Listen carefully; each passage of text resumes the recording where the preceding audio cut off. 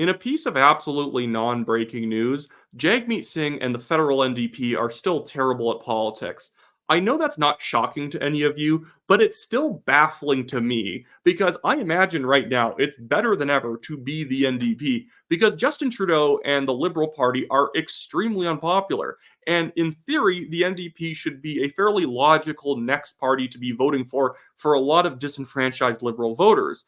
But Jagmeet Singh and the NDP seem to be perfect at triangulating the wrong tone and wrong positions on every single issue to make sure that Canadians don't trust them. Like right now, Canadians think we spend way too much in government. They think there's way too many regulations, taxes are too high, and they don't like the progressive sanctimoniousness of Justin Trudeau. And then Jagmeet Singh rocks up to the podium and basically says, I'm going to be Justin Trudeau on steroids. More spending, just hyper progressive as ever. I want even more regulations. I want to attack the rich with knives and spears and whatnot. Like he's just a militant socialist at a time when people don't like that. They think that Justin Trudeau is too much of that. And now Jagmeet Singh is saying, I'll be that even harder. And I love looking at Jagmeet Singh's social media because he just doesn't get it.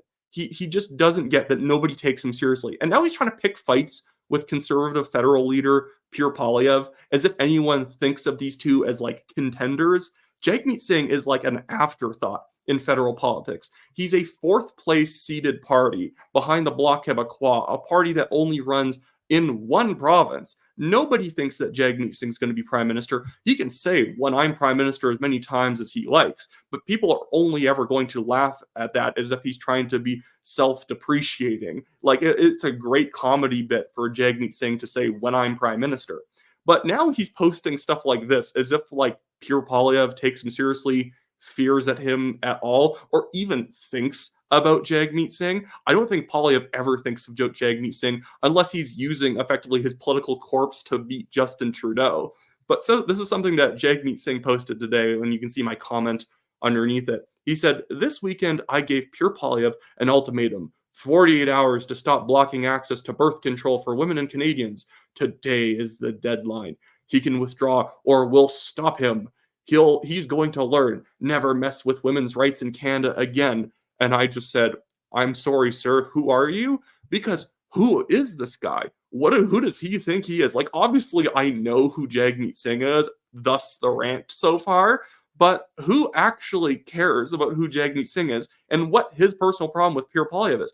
I don't know if Jagmeet Singh knows this, but Pierre Poilievre is not the current prime minister of the country. That would be Prime Minister Justin Trudeau. It's in the name, Prime Minister Justin Trudeau. Pierre Poilievre, maybe it's because he's so high in the polls and Jagmeet Singh's so low that Jagmeet Singh, in a weird psychological way, already associates Pierre Poilievre with the prime ministership.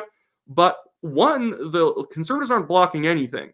They are a opposition party, and you and the Liberals in the Bloc currently hold the majority. Even if, and like Jagmeet Singh didn't vote for this birth control thing, the Bloc would. Jagmeet Singh's not even a player in this conversation. He doesn't actually factor in at all. And he's like putting out ultimatums to Pierre Poilievre. Ooh, Poilievre, if you don't respond to me, then I'm going to do something. Like what? You're going to pass the bill anyways? Like, yeah, the Conservatives are not voting for this bloated pharmacare bill and all the other provisions in it because, one, it's inefficient and will not actually get many people medication. And two, it's causing crazy inflation, which is just going to cause more people to not be able to afford their own medication and thus require more government support. It's a completely circular policy, just as all socialist policies are. And Jagmeet Singh's like trying to make this like a emotional war between him and Pierre Poilievre. Poilievre, I've left you 10,000 messages on your machine. Why haven't you called me back? Like I expect Jagmeet Singh to start crying next time he talks about Poilievre not like noticing his existence because he doesn't matter. And now I just want to go over to this other video because this video is so, in a certain sense, whiny. At the same time, it's like deeply insecure. I know those two things aren't too far off, but one, he's whining about having no donors himself, and then he's just deeply insecure about his own support base. But this is Jagmeet Singh with his post on X that says 100 reasons not to trust Pierre Poilievre. And notice that ratio. 3,800 people commenting on this video with only 962 liking it. And I can guarantee you a lot of those retweets are either ironic or just quote tweets making fun of him. But check this out, where he's basically upset that Poilievre is popular enough to actually be able to raise money. Let me give you 100 reasons why not to trust Pierre Poilievre. 100 of the nation's leading corporate lobbyists, both former and present, have met with and donated to Pierre Poilievre. These aren't just any old corporate lobbyists. These are the ones that represent the greedy CEOs. The greedy CEOs, not like all those other corporate lobbyists who are good. I'm just going to say this right now. This is so ironic for Jagmeet Singh to be saying. The NDP is effectively a lobbyist party. It is a public sector union lobbyist party. That's the only reason they exist. That's the only reason they get seats, is because CUPE and Unifor and all the other unions effectively force their members or push their members into donating to the NDP. They have massive lobbying front groups who act as NDP front groups for federal politics. Why do you think the unions pretty much always endorse the NDP, except until recently, where some of them will endorse the Liberals because Jagmeet Singh is pants on head stupid? But for the most part, they always vote for the NDP. Yes, union members, and I know a lot of you probably work for public sector unions and you hate the way that your unions represent you in federal policy, but the NDP is the most lobbyist heavy party in the country, because all of its support comes from lobbyists. All of its donations come from lobby groups or nonprofit far left workers. But I'm gonna keep letting it go. But he's like, oh, these people are representing greedy CEOs in the oil and gas industry. Yes, these are the ones that represent the greedy CEOs, big oil and gas, big pharma, big corporate landlords and real estate investors. That's who he's meeting. And it shows in the way he's voting. I'll let you make your own determination, but I don't think it's a coincidence that he voted against pharmacare, which would have meant lower costs for medication, something that big pharma is clearly opposed to. He voted against a school lunch program, which would have saved money for families, made sure kids aren't hungry, but would maybe impact the bottom line for big corporate grocery stores. He voted against. Sorry, what corporate lobbyist was opposing school lunch programs? There's a lot of reasons to oppose school lunch programs or other pharmacare, universal dental programs, because they just don't work. They're inefficient. And the fact that these programs are increasing inflation, which is the reason people need to access them. Why do you think kids are going to school hungry, Jagmeet? You and Justin have been running this country for 8 years. I know that Jagmeet and the NDP have only been involved since 2019. But still, to be fair, that's when the vast majority of the problems started. But people need these programs because you're bankrupting them. And so they don't really need these programs. They need you to stop trying to bankrupt them, and then they will not need them anymore. But apparently, Pierre Poilievre is sitting in the background scheming with Galen Weston and greedy CEOs to prevent little Sammy from getting a sandwich. No, it's not happening. But Jagmeet Singh is fighting on behalf of fake people, fake individuals, and fake individuals who, in theory, he was the one who actually harmed. A renters protection fund, which would protect renters against big corporate landlords. Again, he sided with big corporate landlords. It is very clear whose side he's on. I'll let you be the one to judge all these things, but let's be clear, New Democrats are on your side. We've been fighting for you. We don't work for the billionaires or the big corporations. We work for you. You just voted for the big corporation budget. He called the Liberals' 2024 budget a big corporate lobbyist, conservative budget. It's a big corporate welfare budget. And then he voted for it. And guess who didn't vote for it? The Conservatives. Apparently, this was their budget. This was everything the Conservatives wanted. And they voted against it. Because it turns out the Conservatives actually want less spending, just as most Canadians want less spending. It's unheard of in Canada to actually have a situation where people want less spending. Because Canada, there's a lot of default Liberals, especially in Eastern Canada, who associate more spending with more prosperity. Because the idea is that nasty, evil Conservatives in the United States always want to cut spending, even though, again, Democrats and Republicans always increase spending no matter who's in power. And they think of it as a very Canadian thing to have more state intervention in the economy and more programs and all this stuff. Getting the vast majority of Canadians, 67%, to say, yes, we have way too much spending, please cut it, is insane. And that's not with the rest of people, the other 33% wanting more spending. No. That's with another 15% saying, oh, I don't know if we need to reduce or keep spending at the right level. There's only about 10% of people maybe 18% who think spending needs to go up. And I guess they're all voting for the NDP and the Greens, and some are still voting for the Liberals. But Jagmeet Singh is just embarrassing. He doesn't know how to orient himself in this political landscape at all. The idea that he's fighting back against the CEOs while he's literally in government and pretending that Pierre Poilievre is a big roadblock to all of his priorities is just embarrassing. He cannot read the political room. But anyways, I just want to quickly talk about one other thing, this stupid disinformation poll that Frank Graves released that some liberals are making a lot of hay about. It's just too small of a topic for me to turn into its own video. It would be only like 3 minutes, so I'm just going to quickly address that. But first, I just want to bring up the map of the riding that I'm running in. Again, I always plug this. Again, my name is Wyatt Claypool. I'm running for the federal Conservative Party nomination in Calgary, Signal Hill here.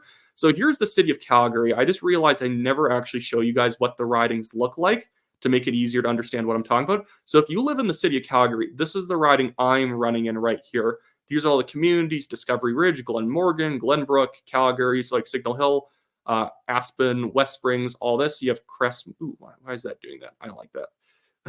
Crestmont, Valley Ridge, all of this is in bounds. So if you live in any of this area of Calgary, please make sure to buy a Conservative Party membership and check out my website in the description below, wyattclaypool.com.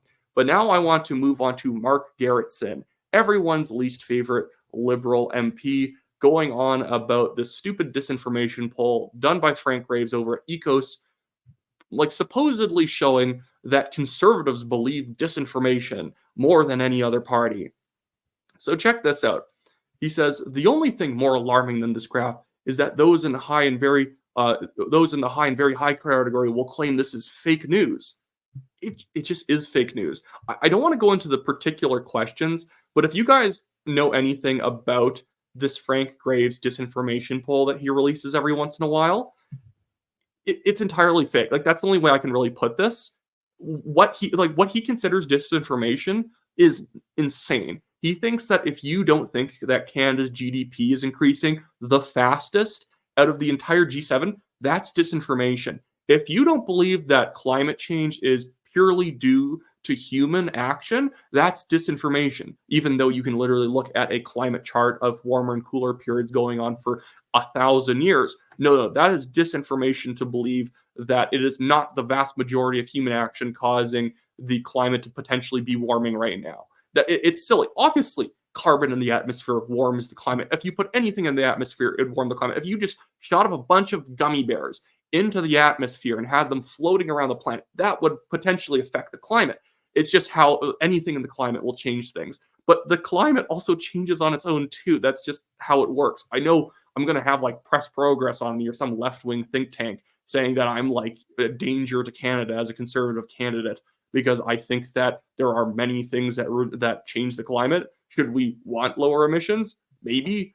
Also, we shouldn't make people's lives worse to do it. But all of the questions in this disinformation poll are just backhanded. Some of them are legitimate disinformation. I'd agree with that. When people say 100% of the money being sent to Ukraine is all money laundering. Yeah, that's not correct. That's just not true.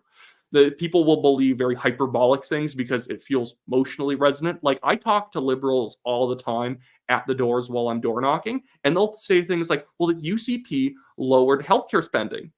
No, they didn't. No party in Alberta has reduced healthcare spending since like the Ralph Klein days. And he was more so efficient, making the healthcare system more efficient, which is why our wait times even went down when he was the premier. But you'll just have people casually say things that are just not true at all. But Frank Graves would never ask people, did the Conservatives in your province lower or raise healthcare spending? He would never test that. He's only testing things that might trip up Conservatives. And then the joke is half of the questions are not even really disinformation to believe it. It's just that you disagreed with Frank Graves' opinion. Obviously, if I put in a question about do crystals help you heal from terminal illnesses, that would catch up a lot of Liberal and Green Party voters because they have a lot of granola naturalist type people who vote for them. I talk to enough Liberal people. There's a lot of still hippie-ish liberals out there. There's lots of ways I could construct any poll in order to tell me that the other party supporters are bad, nasty people who believe stupid things. Obviously. Have you ever talked to people? A lot of people believe a lot of silly things.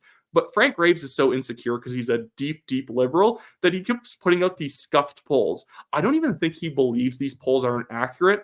I think he's just so liberal, he can't put together a good poll. So at the same time that every other pollster is showing conservatives at anywhere from 18 to 21 points ahead of the liberals, Frank Graves is like showing that the conservatives are only ahead by like 10 points. And he's saying, well, no, this is accurate because, I crunched the numbers multiple times. We always verify that our sampling is right. Dude, how did you get like only like 50%, or it's like 47% of people in Alberta saying they're voting conservative? That's like a gimme that the conservatives are going to be at like 63%, maybe minimum 60. But he gets all these crazy polling results where somehow like Manitoba was the vast majority of the not the vast majority, but there's disproportionately polled Manitoba. And then he's not confused on why he gets way more liberal supporters in Western Canada when he polled Manitoba more than he polled Saskatchewan proportionately to their populations. Ugh. For the most part, polling is actually very accurate. But whenever bad polling comes out, it annoys me to no end. Whether the question's badly formed or the sampling is totally off, I hate it.